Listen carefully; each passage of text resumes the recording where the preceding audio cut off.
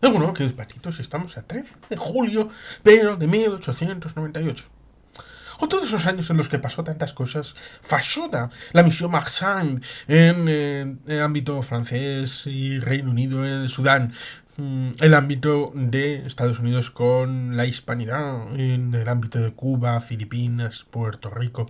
Y ahora nos desplazamos al descubrimiento del elemento químico del polonio por la pareja de físicos Pierre Curie y Marie Curie.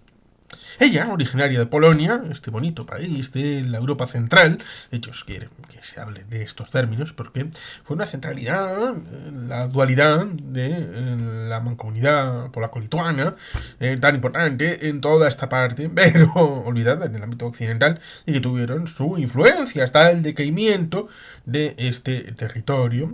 Hay la repartición desde el ámbito germánico y desde el ámbito ruso hasta la reaparición del país a comienzos del siglo XX. Tenemos ahí el nacimiento de la Polonia actual, a pesar de los vaivenes, con las luchas con los vecinos y con el nazismo y el comunismo. Hasta volver a ser libre en aquellas elecciones que dieron lugar al primer ministro de Solidaridad en agosto de 1989. Por tanto, Polonia hay que respetarla, lo mismo que el ámbito de la enigma, y el ámbito de la radiación, y el ámbito de la construcción del arma nuclear, que tuvieron su base en Polonia, luego a través del Reino Unido y a través de ciertos acuerdos con Estados Unidos en el ámbito de la Segunda Guerra Mundial. El polonio, haciendo honor al hogar nacional de Marie, que coge el nombre del apellido del marido. Porque fue la mujer que ganó en física y en química 2 premios Nobel. Cierto que murió muy malamente por el tema de la radiación. Y el polonio, como el Novichok, ha sido bastante utilizado por ese país que quería laminar la existencia de Polonia, como es Rusia. Y no por casualidad. El polonio ha sido utilizado precisamente por Rusia con algunos agentes que se salieron de la órbita y que fueron liquidados por el Kremlin, ese país tan pacífico y tan beatífico. Y es que Marie tuvo que irse a Francia para poder desarrollar sus conocimientos y su carrera profesional. ¿Por qué? Pues porque evidentemente Varsovia estaba ocupada y tenemos un vídeo específico hablando del milagro del Vístula, agosto de 1920, en donde los ya soviéticos, a pesar de que no había fundado la Unión Soviética, pero eran soviéticos porque recordemos el pequeño detalle de que la Unión Soviética nace en la guerra civil que Lenin provoca justo después de el golpe de Estado de octubre del 17. Golpe de Estado y no revolución, que fue la de febrero del 17, y que en octubre, noviembre, hubo una asamblea constituyente en el que solamente un tercio, menos de un tercio, de los votantes votaron por los bolcheviques para la asamblea constituyente. Ahí están los datos, ahí están los números. Y como no les gustaron, hablaron de todo el poder para los soviets. Pero, ¿para los soviets? Así en genérico. A todo aquel que participara en los soviets, no. Dentro de los soviets, para el bolchevismo. Y dentro del bolchevismo, para el camarada jefe, para Lenin. Ahí está un asunto bien curioso en donde Rosa Luxemburgo decía en el otro lado que Polonia no tenía derecho a asistir y que el asunto de Polonia no podría sino plantearse en el caso de que Alemania tuviera un gobierno comunista revolucionario. ¿Esto qué significa? La famosa contradicción primaria y secundaria, donde la contradicción secundaria establece la posibilidad de abrirse paso para un país independiente en la relación entre los bolcheviques con los burgueses capitalistas, nacionalistas del país oprimido, pero, ojo, cuidado, siempre subordinados al hecho de los proletarios del mundo unidos y de la revolución mundial y de todas estas cosas que son la contradicción principal Es decir, hasta que Alemania no tenga un gobierno revolucionario como el que intentó Baviera en 1918-19, como el que intentó Bela Kun precisamente en 1919 en Hungría, para tratar de enlazar precisamente la Unión Soviética con todos estos movimientos revolucionarios de comienzos de los años 20 en Europa Central. Los planes que tenían eran enlazar, incluso con París, de haber ganado la batalla del Milagro del Vístula en agosto de 1920. Tenían ya los planes trazados. Por tanto, lo que vivimos en 1944-1945 pudo bien haber sido no ya en 1941-42, cosa que también estaba planeado. Ahí está Víctor Suvorov, el rompehielos. Eso también podía haber sido en 1920-21. Por tanto, Europa se salvó gracias al mariscal Pilsudski y a Polonia. Esa Polonia que hoy sigue existiendo y que hace todo lo posible para su supervivencia, conociendo su pasado y teniendo una perspectiva distinta de lo que es el pasado. Una perspectiva más bien catastrofista como la tienen los eslavos en general. Marie Curie, la ciencia, la mujer, es importante para poner en valor el hecho de que las mujeres pueden liderar. Pero no solamente ella, también Pierre tenía influencia en los descubrimientos. Es importante la figura de ambos para hablar de igualdad. Resulta curioso. ¿Quién está por encima? Hasta ahora se podía haber construido un diálogo en donde Pierre se llevaría todos los méritos. Eso habría sido realista si no hubiera sido posible el hecho de probar algo que sí se puede probar. Que Marie Curie tuvo 2 premios Nobel, cuando los premios Nobel acababan de nacer. Por tanto, esa aparente misoginia de la sociedad se ve mediatizada por el hecho de que le dieran el premio a ella. No habría sido tan raro el hecho de que le hubieran dado el premio a él y me hubieran dicho ella es una ayudante. Otra cosa es la relación en el ámbito de la ciencia y el ámbito personal. Oppenheimer era un dechado de virtudes en el ámbito personal. No era una persona muy de llevarte a la casa. Tampoco Albert Einstein, con su señora, era una persona de llevarte a la casa y presentársela a tus amigos, lo cual nos obedece para que la ciencia, los descubrimientos, los haga Agamenón o su porquero, son hechos con el método científico que evidentemente para los Curie, para Oppenheimer, para Albert Einstein, en sus diferentes facetas, ya sean teóricas o prácticas, ya estaba establecido. ¿Y cuál es el método científico? Evidentemente tratar de refutar todo lo que se investiga. Hay más posibilidades de ganar un premio Nobel actualmente refutando una teoría, lo cual implica tratar de responder con nuevas preguntas un modelo teórico diferente, lo cual hace recordar cierto elemento de la teoría política de el señor Pedro Ibarra Güell, que decía que para un cambio en régimen político era necesario que hubiera una formulación hacia afuera de movimientos que generaran magma, pero en el núcleo de lo que está dentro hubiera una formulación para la apertura, porque si se coagula el núcleo es difícil meter una puerta. En el caso de la ciencia es más fácil, porque en teoría hay un modelo teórico que da respuesta a los interrogantes de la realidad, ya sea en el modelo de la gravedad, el modelo de la evolución, en el modelo de la formación de la Tierra, en la biogénesis, del origen de la vida, y muchas otras cosas que se puedan pensar, pues que evidentemente también el ámbito de cómo funcionan las fuerzas fundamentales, o sea, dos de las fuerzas fundamentales del universo son la radiación fuerte y la radiación débil. Por tanto, el tema de la radiación es central en el ámbito del universo. Y para tratar de establecer un cambio de paradigma, hay que establecer la relación con, a ver, ¿qué respuestas nos da el modelo vigente actualmente? ¿Y qué grietas tiene de aquello que ya no puede responder, ya no puede resolver. Alguna vez lo hemos comentado respecto del ámbito de la Tierra y su forma, el ámbito del geocentrismo y del tema del heliocentrismo. En el ámbito del geocentrismo se basaba en los epiciclos para justificar el movimiento de ciertos astros en el ámbito del cielo.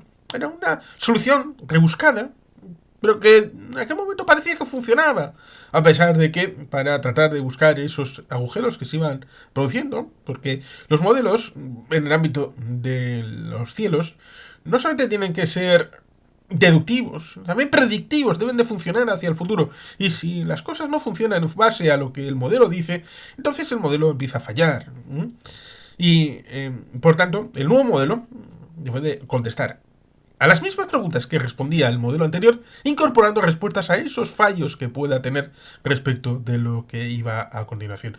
Por eso tenemos, en el ámbito de la forma de la Tierra, tenemos también el heliocentrismo, que ha sido superado por la situación actual, y en el ámbito de la evolución tenemos el equilibrio puntuado de Jay Gould, que en última instancia mejora lo que Charles Darwin habló del tema de la evolución, siglo XIX, y muchos otros teóricos que han ido perfeccionando o incluso cambiando el paradigma científico. Y evidentemente eso es importante, entenderlo. No dan los premios Nobel porque sí, sino que la revisión por pares en el ámbito de la publicación científica establece que hay que tratar de falsar esa hipótesis, que evidentemente a uno le puede salir rana, pero que ahí está parte del intríngulis, parte del asunto, para que de conjunto la ciencia acabe avanzando, acabe dando un salto hacia adelante para tener un mejor nivel de respuesta a los desafíos de conocimiento que son importantes para la humanidad.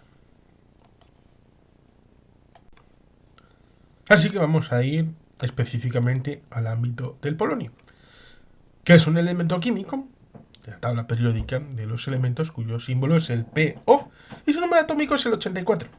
Se trata de un raro metal altamente radioactivo, químicamente similar al telurio y al bismuto, presente en minerales de uranio. Estas sustancias se disuelven con mucha facilidad en ácidos, pero es solo ligeramente soluble en alcalinos. Está químicamente relacionado con el telurio y el bismuto. El polonio es un metal volátil, reducible al 50% tras 45 horas al aire a una temperatura de 54,8 grados, es decir, pasando del Celsius a Kelvin, 328 grados Kelvin. Ninguno de los 50 isótopos estimados del polonio es estable. Es extremadamente tóxico y altamente radioactivo. Se ha encontrado polonio en minerales de uranio, humo de tabaco y como contaminante. Todos los elementos a partir del polonio son significativamente radiactivos. Se encuentra en el grupo 16 y su número atómico es el 84. Mezclado o aleado con berilio, el polonio suele ser una fuente de neutrones y fue utilizado como tal en la bomba atómica lanzada en Nagasaki para producir, en el breve lapso de la implosión producida por el explosivo convencional TNT, un número suficiente de neutrones para desencadenar la reacción en cadena del plutonio y la consiguiente explosión atómica. Se utiliza también en dispositivos destinados a la eliminación de carga estática, en cepillos especiales para eliminar el polvo acumulado en películas fotográficas y también en fuentes de calor para satélites artificiales o sondas espaciales. Polonio 210. Este isótopo de polonio es un emisor alfa de un periodo de semidesintegración de 138,39 días. Un miligramo de polonio 210 emite tantas partículas alfa como 5 gramos de radio. Por ello, libera una gran cantidad de energía, alcanzando los dispositivos productores de calor en los generadores termoeléctricos de radioisótopos, o RTG en inglés. Una temperatura superior a los 750 grados Kelvin con tan solo medio gramo. Un único gramo de este isótopo genera 130 vatios de potencia calórica. El polonio 210 ha sido utilizado como fuente ligera de calor para dar energía a las células termoeléctricas de algunos satélites artificiales y sondas lunares. El polonio 210 en el tabaco. La presencia de polonio en el humo de tabaco se conoce desde principios de los años 60. Algunas de las empresas tabacaleras más importantes del mundo han investigado sin éxito fórmulas de eliminar esta sustancia durante 40 años. Sin embargo, nunca publicaron los resultados. El polonio 210, contenido en los fertilizantes fosfatados, es absorbido por las raíces de plantas como el tabaco y almacenado en sus tejidos. Las plantas fertilizadas con fosfatos de roca contienen polonio 210 y la radiación alfa que emite se estima en que causa alrededor de 11.700 muertes anuales en todo el mundo por cáncer de pulmón. Evidentemente, efectos negativos. La ingesta o inhalación de una cantidad excesiva puede tener las mismas consecuencias que tuvo la radiación de Hiroshima, pero individualmente. Estos efectos se pueden notar a partir del tercer día, no son inmediatos. Los primeros síntomas son la caída de pelo, las molestias gastrointestinales, a continuación el hígado y los riñones fallan, se paraliza el metabolismo y la médula ósea. La muerte por fallo multiorgánico, sin la exposición reducida, solo pueden aparecer síntomas gastrointestinales. Serían siguientes los síntomas. Efectos por explosión son fallos orgánicos, caída de pelo, dolores gástricos, daños de pulmón y riñones y fallo total del sistema inmune. Si la intoxicación es baja, los síntomas se atenúan hasta desaparecer en unos días. Tratamiento médico para este asunto pasa por un quelante o compuesto químico que ayuda a expulsar el polonio 210 a través de las heces y de la orina. Este polonio, también conocido como radio F, el polonio, fue descubierto por Marie Curie Sklodowska, el apellido soltera, y Pierre Curie, el 13 de julio de 1898, y fue posteriormente renombrado en honor a la tierra natal de Marie Curie, Polonia.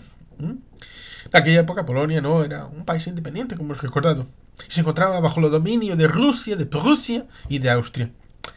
Marie albergaba la esperanza de que este nombramiento le añadiría notoriedad. Fue el primer elemento cuyo nombre derivaba de una controversia política. Fue el primer elemento descubierto por el matrimonio Curie mientras investigaban las causas de la radioactividad en la pechblenda. La pechblenda, tras eliminar el uranio y el radio, era incluso más radioactiva que estos elementos juntos. Esto les llevó a encontrar el nuevo elemento, el electroscopio lo mostró separándolo con bismuto. Aunque es un elemento de procedencia natural, solo está presente en los minerales de uranio natural en razón de 100 microgramos por tonelada.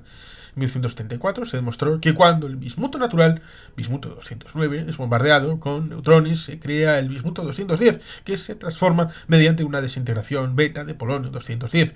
Se puede crear polonio en cantidades de miligramos mediante este procedimiento, utilizando flujo de neutrones grandes como los que se encuentran en reactores nucleares.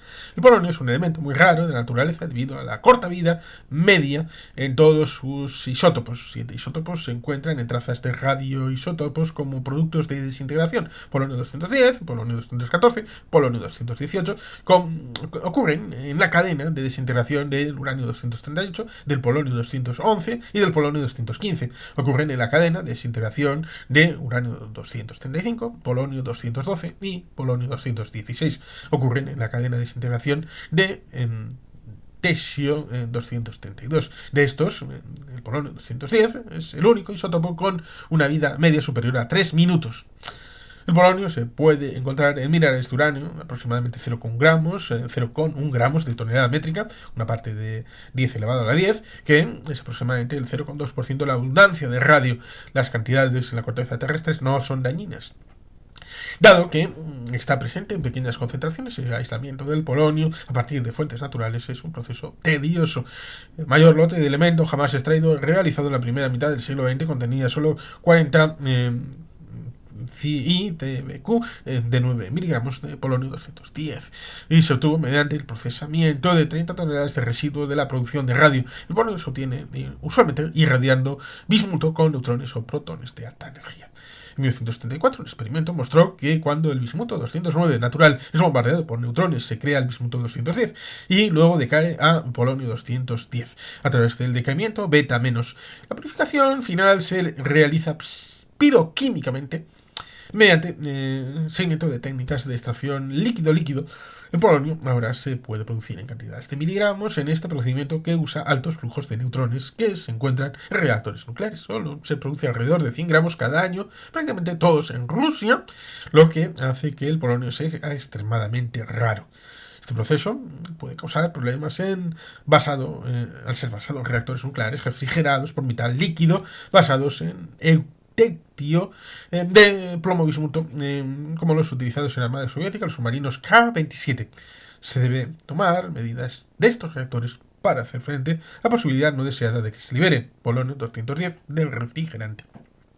Los isótopos de vida más larga del polonio 208 y polonio 209 pueden formarse mediante protón o deuterón, bombardeo de bismuto, cuando un ciclotrón se puede formar otros isótopos más inestables y deficientes en neutrones mediante la irradiación de palatino con núcleos de carbono. Por tanto, el polonio es un elemento altamente tóxico.